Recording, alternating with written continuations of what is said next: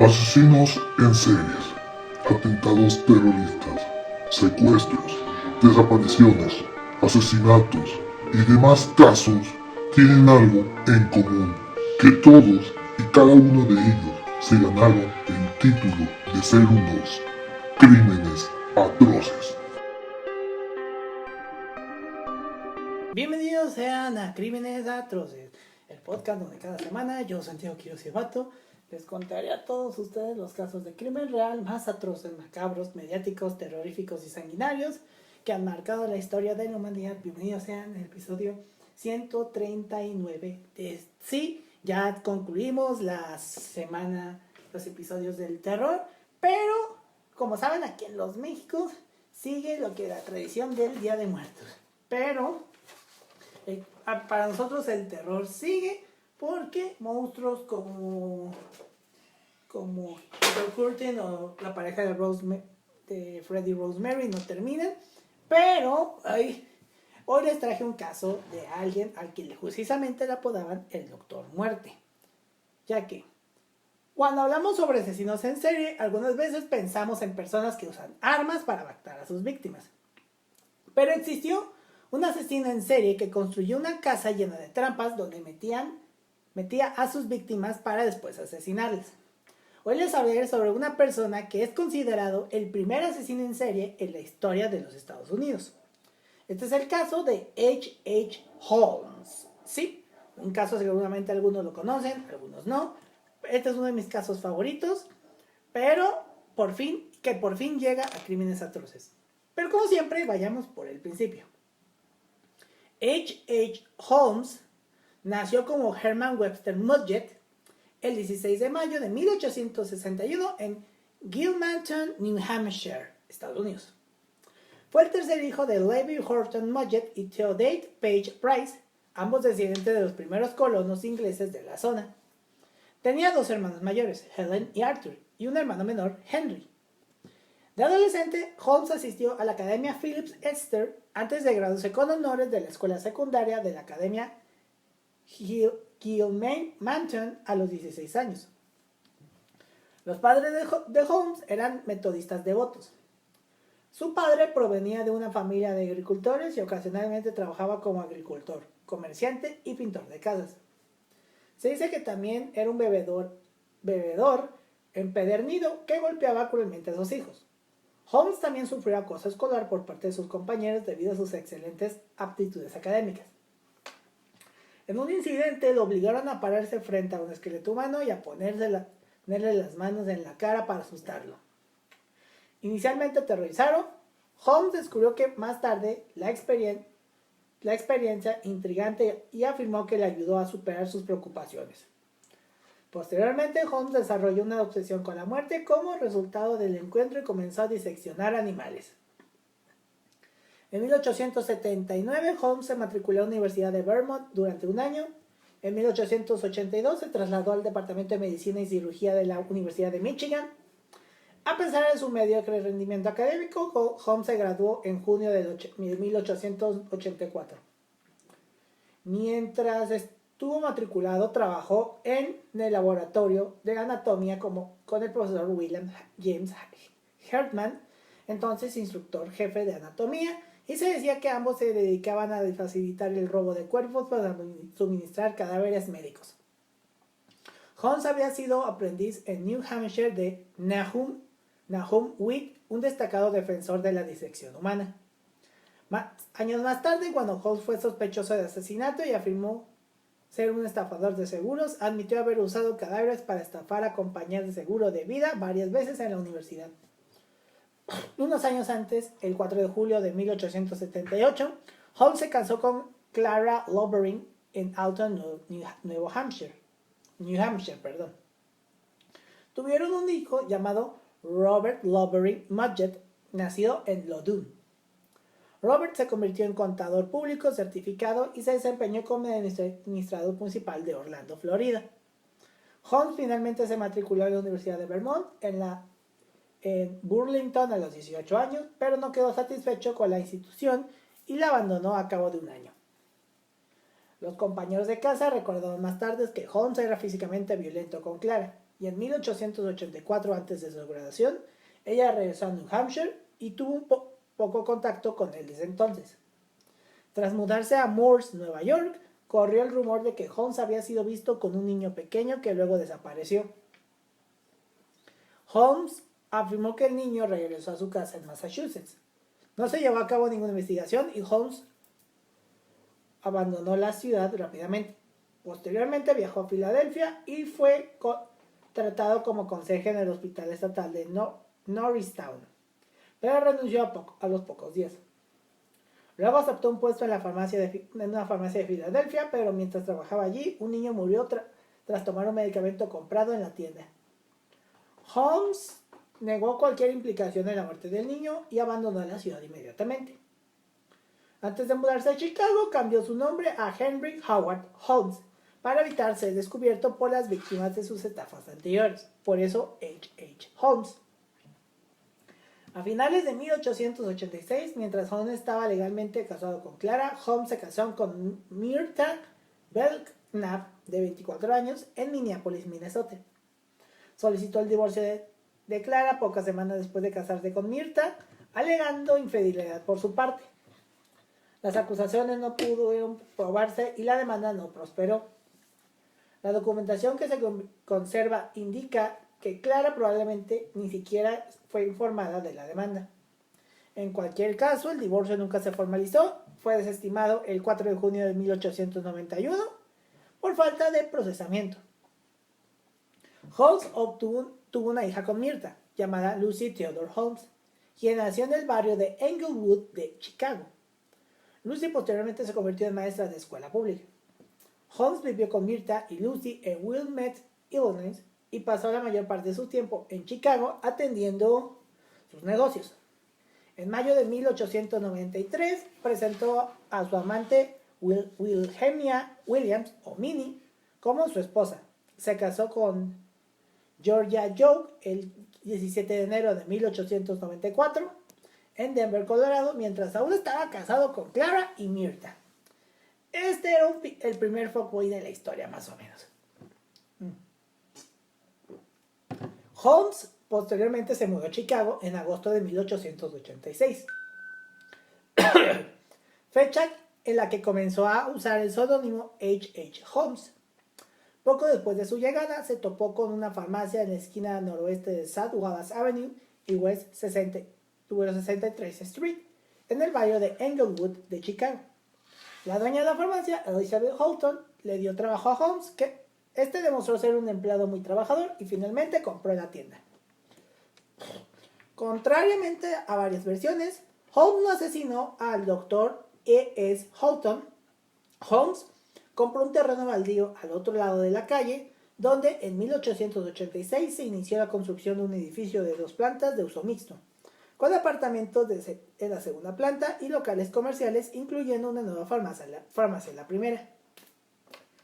Cuando Holmes se negó a pagar a los arquitectos ni a la empresa siderúrgica Aetna Iron and Steel, lo demandaron en 1888. En 1892 añadió una tercera planta, informando a inversores y proveedores de su intención de utilizarla como hotel durante la próxima Exposición Mundial Colombina. Relatos contemporáneos indican que Holmes construyó el hotel para atraer a los turistas que visitaban la exposición con el fin de asesinarlos y vender sus esqueletos a las facultades de medicinas creadas. Si bien tenía antecedentes de vender cadáveres robados a facultades de medicina, Holmes había adquirido estos bienes mediante el robo de cuerpos en lugar de mediante asesinarlos. Asimismo, no hay pruebas de que Holmes asesinara a los asistentes a la exposición en las instalaciones. La prensa amarillista etiquetó el edificio como el castillo del asesinato de Holmes, afirmando que la estructura contenía cámaras secretas de tortura, trampillas, cámara de gas, un crematorio y un crematorio subterráneo. Ninguna de estas afirmaciones sensacionalistas eran ciertas. Otros relatos afirman que el hotel constaba de más bien de 100 habitaciones y estaba distribuido como un laberinto, con puertas que daban a paredes de ladrillo, habitaciones sin ventana y escaleras sin salida. En realidad el hotel, ubicado en el tercer piso, era de tamaño moderno y en gran parte anodino e inacabado debido a las disputas de Holmes con los constructores. Contenía algunas habitaciones ocultas, pero se usaban para ocultar muebles que Holmes compró a crédito y no tenía intención de pagar. Holmes no mató a una supuesta víctima del castillo, la señorita Kate Turk, quien resultó estar viva. En su confesión, Holmes declaró que su método habitual de asesinato era asfixiar a sus víctimas mediante diversos medios, como una sobredosis de cloroformo, la sobreexposición a gases de combustión y el encerrarlas en una cámara sin ventilación. Holmes también afirmó haber recurrido a la inanición y haber quemado vivas a las víctimas en su castillo. El Hotel Holmes fue destruido por un incendio provocado por un pirómano desconocido poco después de su arresto, pero fue reconstruido en gran parte y utilizado como oficina de correos hasta 1938. Además de su infame castillo de asesinato, Holmes también poseía una fábrica de una sola planta que según él se destinaría al doblado de vidrio. No está claro si el horno de la fábrica se utilizó alguna vez para este fin. Se especuló que se utilizó para destruir pruebas incriminatorias de los crímenes de Holmes. Sus supuestas víctimas fueron la amante de Holmes, Julia Smithy, de 31 años, era la esposa del doctor Lawrence Connor, quien se había mudado a su edificio y comenzó a trabajar en el mostrador de la joyería de su farmacia. Después de que Connor se enterara del romance de Smithy con Holmes, renunció a su trabajo y se mudó, dejando atrás a Smithy y a su hija de 5 años, Pearl Connor. Smithy obtuvo la custodia de Pearl y permaneció en el hotel, continuando su relación con Holmes. Julia y Pearl desaparecieron la víspera de Navidad de 1891.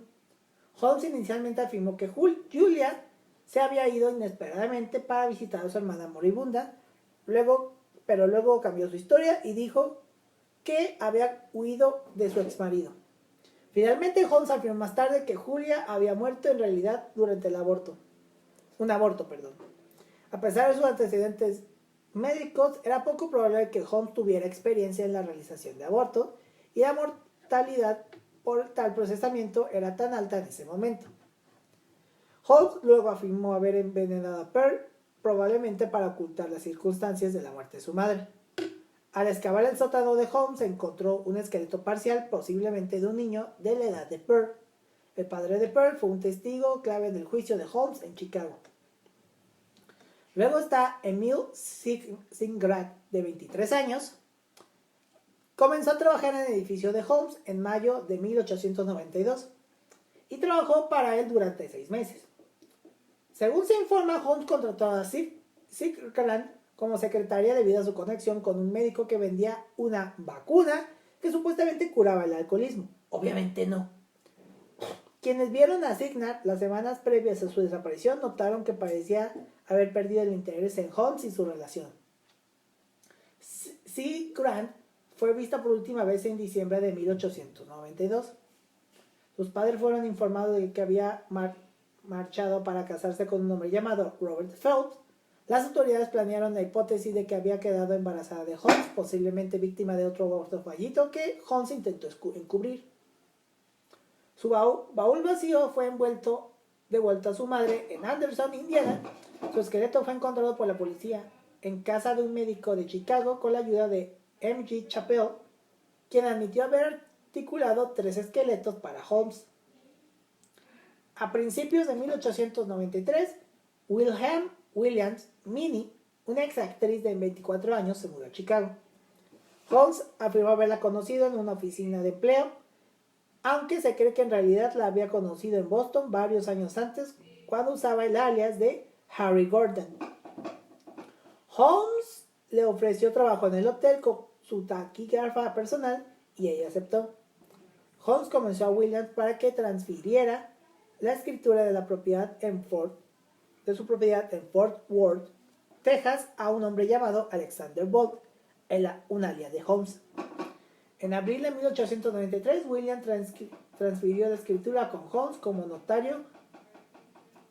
Holmes posteriormente firmó la escritura a nombre de Pitzel, dándole el alias de Benton T. Lehman. Al mes siguiente, Holmes y William, presentándose como marido y mujer, alquilaron un apartamento en Lincoln Park de Chicago. La hermana menor de Minnie, Anna Williams, o Nanny, de 18 años, fue de visita y el 5 de julio de 1893 le escribió a su tía diciéndole que planeaba acompañar al hermano Harry a Europa. La carta, firmada con el siguiente mensaje, cito: hermano Harry, o sea Holmes, dice que ya no tendrá que preocuparse más por mí, ni económicamente ni de ningún otro modo. Él y su hermana se ocuparán de mí. Espero que nuestros días difíciles hayan terminado. Posteriormente, ni Minnie ni Nanny fueron vistas con vida y Holmes usó el nombre de Minnie en futuras estafas. Un acreedor de Holmes, llamado John de Bruley, de 68 años, murió de apoplejía el 17 de abril de 1891 en la farmacia Castle. De Bruel se desplomó y falleció poco después de que Holmes le vertiera un líquido negro en la garganta, según un testigo. No se sospechó de ningún delito y en 1895 se determinó que la vida de Bruel había sido asegurada y que Holmes se había beneficiado de su muerte. En 1891, Evelyn Van Tassel desapareció después de trabajar en la farmacia de Holmes. Holmes habló de ella en su confesión. En 1897, el nombre de Tassel fue citado en una lista de presuntas víctimas y su madre creyó que era una posible víctima. Luego está el Dr. Russell, que tenía una oficina en el castillo, desapareció en 1892. Holmes mencionó haber matado a Russell en su confesión. Luego está Kitty Kelly, una taquígrafa de Holmes, que también desapareció en 1892. John Davis, de Greenville, Pensilvania, fue a la Feria Mundial de 1893 y desapareció. En 1920 fue declarado legalmente muerto. Harry Walker, de Greensboro, Indiana, desapareció en noviembre de 1893. Se dice que había asegurado su vida a favor de Holmes por $20,000 de la época. Y escribió a sus amigos que estaba trabajando para Holmes en Chicago. En junio de 1894, Holmes y Pitzel llevaron a George Thomas a un pantano de Mississippi en el río Tombigbee. Lo mataron y se hicieron del cuerpo. Holmes le confesó asesinato a su segunda esposa. Milford Holmes, de Baltimore, desapareció después de recibir un telegrama de Holmes para que fuera a Chicago en julio de 1894.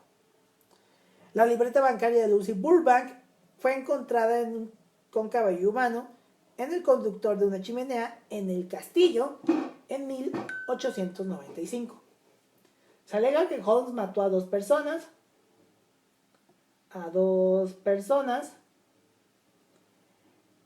en el condado de Lake, Illinois, y en la década de 1890. Sus muertes se confirmaron en 1919, 23 años después de su ejecución, cuando se encontraron los restos de un hombre y una mujer desconocidos en una granja. De los 27 asesinatos que Holmes confesó, solo 8 están confirmados y otros se considera probable. El doctor Robert Leacock fue presuntamente asesinado por Holmes en 1886 para cobrar el seguro, como se detalla anteriormente en este artículo. Sin embargo, Leacock murió de causas naturales el 5 de octubre de 1889 en Watford, Ontario, Canadá. Afirmación refutada. Rogers, de Morgantown, Virginia Occidental, fue supuestamente asesinado por Holmes en 1888. Sin embargo, más tarde se descubrió que la supuesta víctima estaba viva. Afirmación refutada. Lizzie, una trabajadora doméstica del restaurante Castle, fue supuestamente asfixiada en la bóveda porque Holmes creía que su conserje, Kinlan, estaba demasiado interesada en ella. Afirmación no confirmada. Roger, un banquero del norte de Wisconsin, fue presuntamente asesinado por Holmes en 1891 con la ayuda de un cómplice anónimo. No existen pruebas que respalden esta afirmación y no se registraron desapariciones de hombres adinerados en los pueblos del norte de Wisconsin. Afirmación altamente sospechosa. Julia Connor, hijo nonato, y Pearl Connor fueron asesinados por Holmes en Navidad de 1891. Asesinato confirmado. Virginia Anna Bates murió repentinamente en su casa a una cuadra del castillo Holmes el 8 de febrero de 1892. Holmes afirmó haberla envenenado, ya sea para cancelar una deuda o para verla morir. Asesinato probable. Emile Signar de Wilton, Wisconsin, fue asesinada por Holmes en 1892. Asesinato confirmado. Sarah Cook y su hijo nonato, junto con su sobrina, la señora Mary Havercamp Havercamp de Hamilton, Ontario, fueron supuestamente asfixiados en la bóveda. Nunca se conoció a nadie con el apellido Havercamp en Hamilton, Ontario. Afirmación sin confirmar. Rosie Van Yazan, a quien los otros periódicos llaman Anna Van Tausad, que ya conté antes, fue asesinada por Holmes. Esta víctima era en realidad Emily Van Tassel, asesinada en 1892. Un asesinato confirmado. Robert Latimer, un conserje del Castle que conocía las estafas de seguros de Holmes, fue presuntamente asesinado por Holmes, quien lo dejó morir de hambre. El Chicago Daily Inter-Ocean informó que las autoridades habían encontrado a alguien con ese nombre, un tal Robert Latimer, quien trabajaba como señalero en un crucero ferroviario cercano. Holmes incluyó a Latimer entre los que aún vivían en su propia historia. Afirmación sin confirmar. Eva Gertrude Connor de Muscatine, Iowa, murió el 18 de julio de 1892. Era cuñada de Julia Connor y trabajó para Holmes solo durante 3 semanas antes de irse a casa, donde murió 7 semanas después de neuralgia del corazón. Asesinato poco probable debido al momento. Está Kate Durk de Omaha, que fue supuestamente asesinada por Holmes en 1892. Sin embargo, más tarde apareció muy viva. Afirmación refutada. Una mujer adinerada cuyo nombre no se ha dado a conocer fue presuntamente asesinada a finales de 1893. La mujer era inquilina de Holmes en el castillo y supuestamente fue asesinada por Holmes y un cómplice para que Holmes pudiera controlar a su cómplice casado que vivía con ella. No hay suficiente información para confirmar o negar estos hechos, aunque existe la remota pruebas que respalden esta afirmación, y no se restringieron desapariciones de personas adineradas en los pueblos del norte. No, esto ya lo leí. ¿Dónde me quedé? No. Bueno, no hay suficiente información para confirmar o negar estos hechos, aunque existe una remota posibilidad de que la víctima fuera Minnie Williams y el cómplice Benjamin Pitesel. Una afirmación no probada. Ay, perdonen, es que aquí, qué bueno que ya no están viendo esto en YouTube, porque me están viendo la cara, porque vieran mi cara de preocupación, porque acabo de tirar algo acá. Bueno, están los asesinatos de Minnie Williams y Nanny Williams, que fueron asesinadas por Holmes en 1893. En su confesión, Holmes afirmó haber matado a Minnie Williams en Monmouth, Illinois, envenenándola y enterrándola allí. Cuando se investigó el castillo, se encontró ropa quemada que se cree que pertenecía a Minnie Williams. John Davis de Greenville, Pensilvania, quien fue a visitar la Feria Mundial de 1893, desapareció y fue declarado legalmente muerto en 1920. Los restos encontrados en el condado de Lake en 1919 podrían haber pertenecido a Nanny Williams y John David. Asesinatos confirmados, conexión con David no probada. Una víctima anónima, inquilino de Holmes, fue presuntamente asesinada durante la exposición de Chicago de mayo a octubre de 1893, lo que sirvió como punto de referencia para esta historia.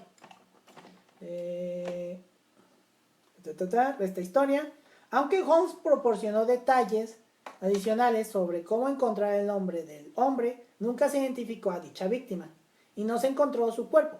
La confesión podía referirse a Harry Walker de Greensburg, Indiana, quien desapareció en noviembre de 1893.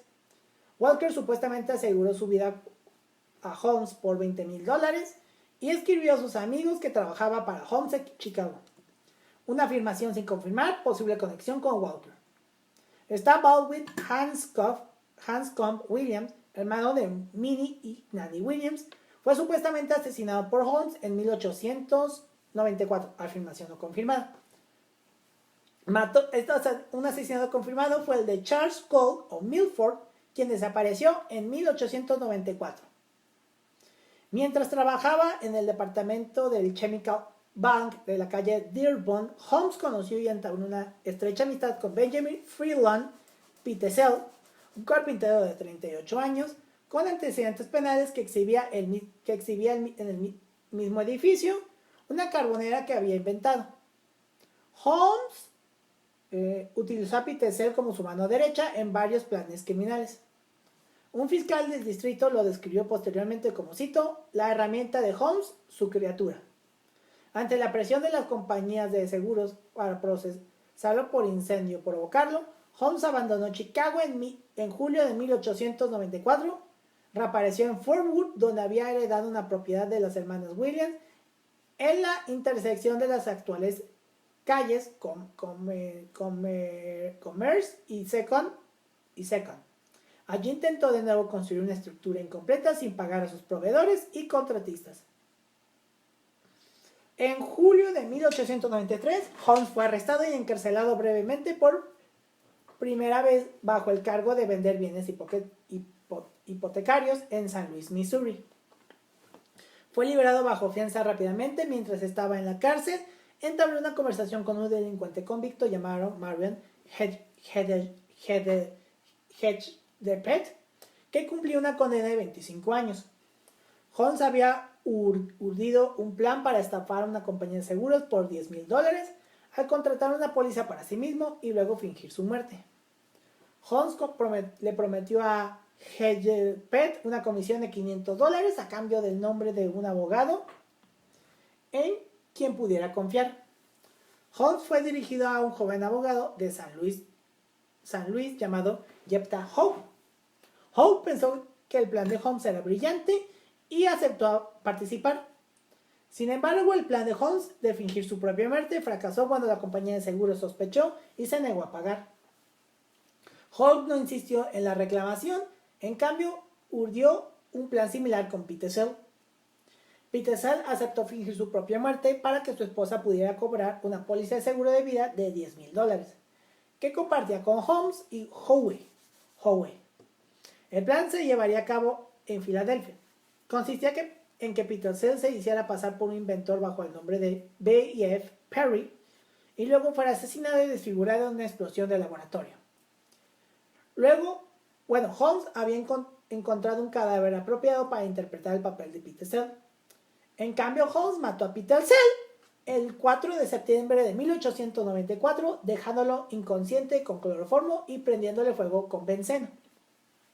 En su confesión, Holmes insinuó que Pitesel seguía vivo después de haberle administrado cloroformo antes de prenderle fuego. Sin embargo, las pruebas forenses presentadas en el juicio posterior de Holmes demostraron que se había administrado cloroformo tras la muerte de Pitesel, un hecho que la compañía de seguros desconocía, presumiblemente para simular un suicidio y exonerar a Holmes en el caso de que fuera acusado de asesinato. Holmes cobró el seguro basándose en el cadáver genuino de Pitesel y luego manipuló a la desprevenida esposa de Pitesel, Carrie Alice Canning, para que permitiera que 3 de sus 5 hijos fueran puestos bajo su custodia. Los 3 niños que fueron puestos bajo el cuidado de Holmes fueron Alice Pitesel, de 13 años, Neil Pitesel, de 9, y Howard Robert Pitesel, de 7 años. Holmes y los niños Pitesel viajaron por el noroeste de Estados Unidos y Canadá. Simultáneamente escoltó a Carrie por una ruta paralela mientras usaba varios alias. Ay, perdonen, un ataque de estornudo. Es que ya es época de frío. y le mentía sobre la muerte de su esposo, afirmando que Petersen se escondía en Londres, además de mentirle sobre el verdadero paradero de sus 3 hijos desaparecidos. En Detroit, justo antes de entrar a Canadá, estaban separados por solo unas pocas cuadras. Ay, qué desorden hice aquí con este. Ya ven que uno es menso, la verdad, y pues graba en vivo. ¿Dónde me quedé? Ah, sí. Frank Geyer, un detective del Departamento de Policía de Filadelfia, ha asignado a investigar a Holmes y encontrar a los 3 niños desaparecidos. En junio de 1893, Geyer comenzó a rastrear los pasos de Holmes y encontró los cuerpos descompuestos de las 2 niñas Petersen en el sótano de la casa de Toronto. El detective describió, cito, cuando más cavamos, más horrible se volvió el olor. Y al alcanzar 1 metro de profundidad, descubrimos que parecía ser el hueso del antebrazo de un ser humano. En Toronto, Geyer descubrió cartas sin enviar escritas por las niñas Petersen, que Holmes había conservado. Esta información condujo a nuevas investigaciones de la propiedad de Holmes en Chicago y finalmente condujo a Geyer a Indianápolis, donde Holmes había alquilado una casa en el barrio de Irvington. Se informó que Holmes visitó una farmacia local para comprar las drogas que utilizó para matar a Howard Petersen el 10 de octubre de 1894 y un taller de reparación para afilar los cuchillos que utilizó para descuartizar el cuerpo antes de quemarlo. Los dientes y huesos del niño fueron descubiertos en la chimenea de la casa. La oleada de asesinatos de Holmes finalmente llegó a su fin cuando fue arrestado en Boston el 17 de noviembre de 1994. Tras ser arrestado desde Filadelfia por la Agencia Nacional de Detectives Pinkerton. Estaba detenido en Texas por una orden de arresto pendiente por robo de caballos, ya que las autoridades habían aumentado las sospechas y Holmes parecía dispuesto a huir del país en compañía de su desprevenida tercera esposa. Ahí no me quedé. Ya. Bueno. En julio de 1894, tras el descubrimiento de los cuerpos de Allie y Nellie, la policía y la prensa de Chicago comenzaron a investigar el edificio de Holmes en Englewood, ahora conocido localmente como el Castle o el Castillo. Aunque se hicieron muchas afirmaciones sensacionalistas,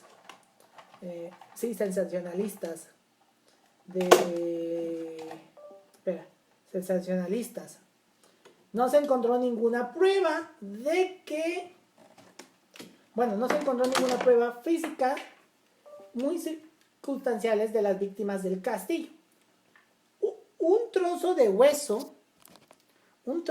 hueso humano, posiblemente de Julia Connor, restos de una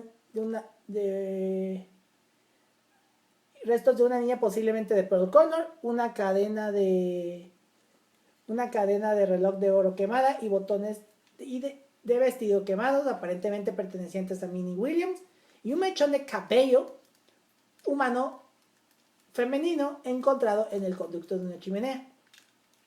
Así, Holmes sería juzgado por el asesinato de Petersen en Filadelfia, que tenía el caso más claro de asesinato. En octubre de 1895, Holmes fue juzgado por el asesinato de Benjamin Petersen y declarado culpable y condenado a muerte. Para entonces era evidente que Holmes también había asesinado a los 3 niños Petersen desaparecidos. Tras su condena, Holmes confesó es que estoy aquí haciendo un desmadre del archivo. ¿Qué pasó? Ok. Ya. Bueno, fue juzgado tras su condena, Holmes confesó 27 asesinatos en Chicago, Indianápolis y Toronto, y 6 intentos de asesinatos. Holmes recibió $7,500 de los periódicos Hertz a cambio de su confesión, mientras escribía sus confesiones en prisión. Holmes mencionó el drástico cambio en su aspecto facial desde su encarcelamiento. El 7 de mayo de 1896, Holmes fue ahorcado en la prisión Moyamensing por el asesinato de Peter Cell. Hasta el momento de su muerte, Holmes se mantuvo tranquilo y afable, mostrando muy pocos signos de miedo, ansiedad o depresión, lo que siempre pasa cuando es un condenado a muerte. ¿Qué más? Bueno, lo he hecho. A pesar de esto, pidió que su ataúd fuera encerrado en concreto y enterrado a 3 metros de profundidad porque temía que los ladrones de cadáveres lo robaran y lo usaran para disección, como podía pasar en la época. Con espasmos durante... El cuello de Holmes no se rompió, en cambio murió estrangulado lentamente, con espasmos durante más de 15 minutos antes de ser declarado muerto. Tras su ejecución, el cuerpo de Holmes fue enterrado en una tumba sin nombre en el cementerio Holy Cross, un cementerio católico en Yeadon, un suburbio de Filadelfia Oeste, Pensilvania. En la víspera de Año Nuevo de 1909, Heatherpent, quien había sido indultado por delatar a Holmes, fue asesinado a tiros en la oficina por el oficial de policía Edward Jauberg durante un asalto a un bar de Chicago. El 7 de marzo de 1914, el Chicago Tribune informó que con la muerte de Patrick Quinlan, el antiguo cuidador del castillo, los misterios del castillo de Holmes quedarían sin explicación. Quinlan se había suicidado tomando strychnina.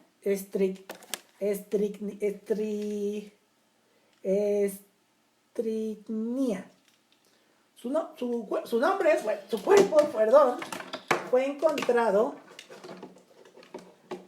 en su dormitorio con una nota que decía, cito, no podía dormir. O al menos eso decía la nota. Bueno, eso decía la nota.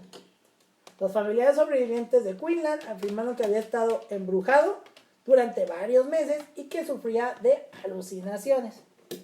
Según la familia, la verdad yo no creo que eso fue embrujado. Acuérdense que en esos tiempos la medicina era algo nuevo para la época. El castillo sufrió daños en un incendio en agosto de 1895. Se vio a 2 hombres entrar por la puerta trasera del edificio a las 9 p.m. Aproximadamente media hora después se les vio salir del edificio y huir rápidamente. Tras varias explosiones, el castillo ardió en llamas. Posteriormente, los investigadores encontraron una lata de gasolina medio vacía bajo las escaleras traseras del edificio. Tras varias explosiones ya lo leí. El edificio sobrevivió al incendio y permaneció en uso hasta su demolición en 1983. Actualmente el sitio está ocupado por la sucursal de Englewood del Servicio Postal de los Estados Unidos. En 2017, durante las acusaciones de que Holmes había escapado a la ejecución, su cuerpo fue exhumado para realizar las pruebas dirigidas por Janet Monk del Museo de Arqueología y Antropología de la Universidad de Pensilvania. Debido a que su ataúd estaba en concreto, se descubrió que su cuerpo no se había descompuesto normalmente. Su ropa estaba casi perfectamente conservada y su bigote intacto. El cuerpo fue identificado con certeza por sus dientes como el de Holmes. Posteriormente fue reenterrado de nuevo. En 1927, como saben, la historia de Sherlock Holmes, The Adventure of the Retired Colored Man, presenta a un asesino que gasea a sus víctimas en una cámara acorazada. Ya les estoy leyendo lo que inspiró este güey. La novela de 1974, American Gothic, del escritor de terror Robert Bloch, es una versión ficticia de la historia de Holmes. En 2015 se iba a comenzar a filmar una adaptación cinematográfica de The Devil in the White City, protagonizada por Leonardo DiCaprio y dirigida por Martin Scorsese. En 2019, Scorsese y DiCaprio iban a ser productores ejecutivos en una versión televisiva para Paramount TV y Hulu lanzaría, pero Hulu los abandonó desde entonces dejando el futuro del programa sin decidir. Holmes fue interpretado por Steve Aberley en la segunda temporada de Supernatural en el episodio Sin Salida y por Joel Johnstone en la primera temporada de Timeless, el episodio La Exposición Columbina Mundial. El hotel de Holmes, The Murder Castle, aparece en el juego de The Dark Picture Anthology, The Devil in Me, con varias referencias al propio Holmes.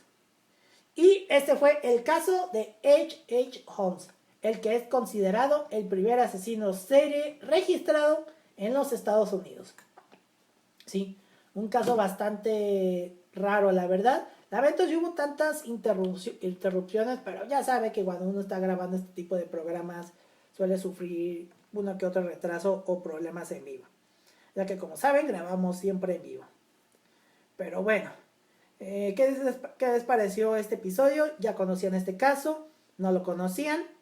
Pero bueno, así que les puedo decir que este caso es de los más interesantes y que por fin llegó a Crímenes Atroces. Pero pues mientras, bueno, con esto iniciamos todos los casos que estaremos hablando en noviembre. Este es el primero de 4. Ya el segundo no va a estar tan amigable. El tercero tal vez, pero el último, el que cerramos con este mes, pues hay 2 de 3. Pero mientras, síganos en redes sociales. Estamos en Instagram como @crimenesatrocespodcast y en Twitter como @crimenesatroces. A mí me pueden encontrar en Instagram como @santiqs99 y en Twitter como @santqs99. Con esto me despido. No sin antes decirles que si van a grabar un podcast, procuren tener un agua a casi a unos centímetros de distancia de sí, porque pueden pasar accidentes como tirarla y así pueden dañar el equipo. Pero bueno, también les digo que nos vemos y nos escuchamos la próxima semana. Hasta la próxima. Muchas gracias. Asesinos en series, atentados terroristas, secuestros, desapariciones, asesinatos y demás casos tienen algo en común, que todos y cada uno de ellos se ganaron el título de ser unos crímenes atroces.